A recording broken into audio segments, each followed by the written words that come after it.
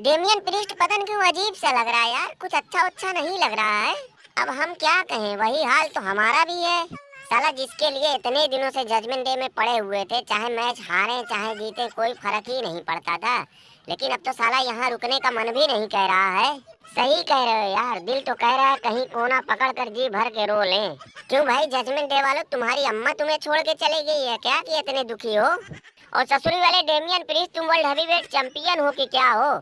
जब तुम रेसलमेनिया में चैंपियनशिप जीते थे तो हम लोग बहुत खुश हुए थे कि चलो किसी नए आदमी को मौका तो मिला, तुम्हारा ब्रीफकेस कम से कम सक्सेसफुल कैसिंग तो हुआ। लेकिन हरकतें तो तुम्हारी टमाटर बेचने वालों जैसी हैं। भाई तुम्हारा अगर यही हाल रहा तो बहुत जल्दी तुम्हारे हाथ से चैंपियनशिप चली जाएगी। और बटलर, तुम पहले यूनिवर्सल चैंपियन रह चुके हो, कम से कम उसकी तो कुछ इज्जत रखो। और वैसे भी जब से तुम जजमेंट डे में आए हो दिन ब दिन लंगड़े ही होते जा रहे हो। तुमाशा खांचा, तुम यार कैसी बात कर रहे हो? इनके ऊपर गम का पहाड़ टूटा है, तुम्हें इन्हें तसल्ली देनी चाहिए, इन्हें दिलासा देना चाहिए। तुम ऊट पटांग बात कर रहे हो। कलवा तो बिल्कुल पगलेटे है क्या यार, तू उनके पास क्यों बैठा है भाई? हमें आज नया नया टाइटल मिला है, चल के पार्टी साटी करनी चाहिए, जश्न मनाना चाहिए। तुम वहाँ जाके कौवे जैसा मुंह बना के बैठ गए। अरे यार मिस, तुम कैसी बात कर रहे हो? किसी के दुख दर्द में शरीक होना कोई गलत बात है क्या? बेचारी रिया रिपली गई तो गई, हमारा दिल भी तोड़ गई। अच्छा तुम अब ये अपनी ओवर एक्टिंग बंद करो, तो कुछ ज्यादा हो रहा है। मंडे नाइट रा पे भी मैं तुम्हें टोकने वाला था, लेकिन वहाँ मैं कुछ बोला नहीं कि कुछ बोलूंगा तो बेइज्जती हो जाएगी। और तुम तुमासो खांचा के पास इतने आराम से बैठे हो जैसे ससुर बकरी का बच्चा अपनी अम्मा के पास बैठा हो। अरे ये तुमासो खांचा हमारा जिगरी यार है, हमें इसके ऊपर पूरा भरोसा है। कल्लू, दोस्ती यारी अपनी जगह, चैंपियनशिप अपनी जगह। बाद में मत कहना कि हमें कुछ बताया नहीं, क्योंकि जो भी हमारे हत्थे चढ़ा तो हम उसे खांच खूंच के रख देते हैं। तुम्हें तो पता ही है कि जब मैं खांचना शुरू करता हूँ तो मेरे आगे हाथी घोड़ा भी फेल हो जाते हैं। और भैया शमशेर, सुनाओ कैसे हो? बड़े जमाने के बाद तुम्हारा रिटर्न हुआ। मैं समझा कि आते ही तुम बासमती चावल का बोरा उठाओगे, लेकिन तुमने तो वही सड़े हुए आलू का बोरा उठा लिया। ऊपर से तुम इतने खुश हो रहे थे जैसे तुमने अखरोट का बोरा उठा लिया हो।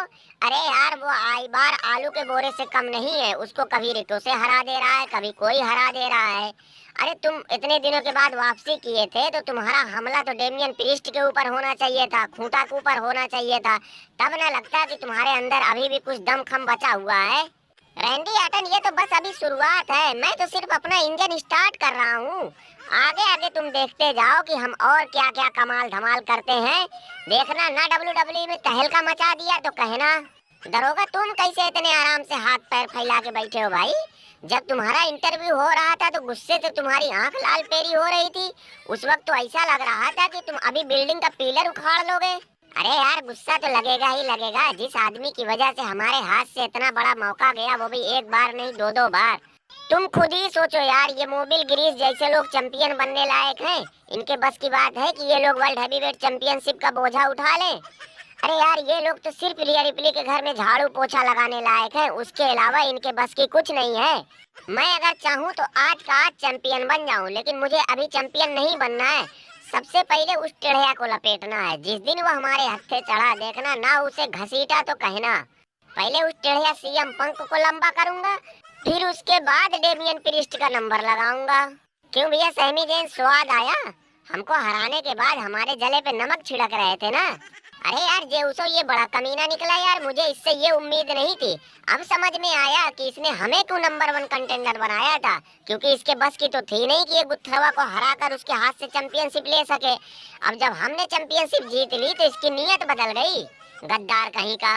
और चैट केबल, तुम तो हमेशा सैमी जैन के सपोर्ट में ही रहते थे यार, तो फिर ऐसा तुमने क्यों किया?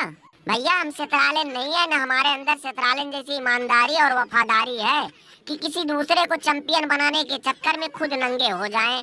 ऊपर जब हमारा और सैमी जैन का आज मैच हो रहा था तो पब्लिक हमारे साथ कैसा सलूक कर रही थी। इस सैमी जैन के चक्कर में लोग हमें गालियां दे रहे थे, वही सब गुस्सा था। मैंने सारा गुस्सा सैमी जैन के ऊपर उतार दिया।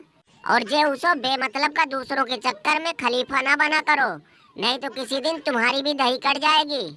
और खूंटा, तुम अब प्रधान बन चुके हो, तुम जीत चुके हो, अब कुछ करो। ऐसे सूट बूट पहनकर यहाँ इनके घर उनके घर मॉडलिंग मत करो, नहीं तो लोगों को ना तुम्हारे ऊपर जूता चप्पल चढ़ाने में देर नहीं लगेगी। जब तक नहीं जीता था तो बड़े लंबे लंबे वादे कर रहा था कि मैं ये करूंगा मैं वो करूंगा। प्रधान बनते ही सारा बारूद ठंडा हो गया। अरे यार रैंडी हटन, मेरा तो दिमाग ही नहीं काम कर रहा है कि मैं करूं तो क्या करूं। खूंटा, अपनी जिम्मेदारी से ऐसे पल्ला नहीं झाड़ सकते हो। जब तुम्हारे बस की नहीं थी तो क्यों इतना बड़ा बोझा उठा लिए। देखो, मैं जैसे तुम्हें बोलता हूँ अगर तुम वैसे करते जाओगे तो तुम्हारे लिए बेहतर होगा। सबसे पहले तो तुम बार बार रॉक और ब्लड लाइन का नाम लेना बंद कर दो। रसलमेनिया की बात अलग थी, वहाँ रॉक, रोमन, सेथरालिन सब लोग थे, इसी वजह से तुम वहाँ छिप गए। लेकिन तुम्हारे और रॉक के सिंगल मैच का आइडिया अगर किसी के दिमाग में होगा तो ये सबसे बेकार आइडिया होगा। तुम कुछ नया करो कि लोगों को भी लगे कि हाँ, इसके अंदर भी थोड़ा बहुत दिमाग है। मैं तो चाहता हूँ कि स्मैकडाउन पे एजे स्टाइला और लुलुआ के बीच जो नंबर 1 कंटेंडर के लिए मैच होना है, उस मैच में तुम जाके अपनी उंगली कर दो, अपनी टांग घुसेड़ दो, दोनों को ही लथेर दो। उसके लिए तुम स्मैकडाउन पे कुछ ऐसा माहौल बनाओ कि एजे स्टाइला और लुलुआ तुम्हें कुछ उल्टा सीधा बोल दे और लोगों को लगे कि तुमने गुस्से में जाके दोनों को पेल दिया।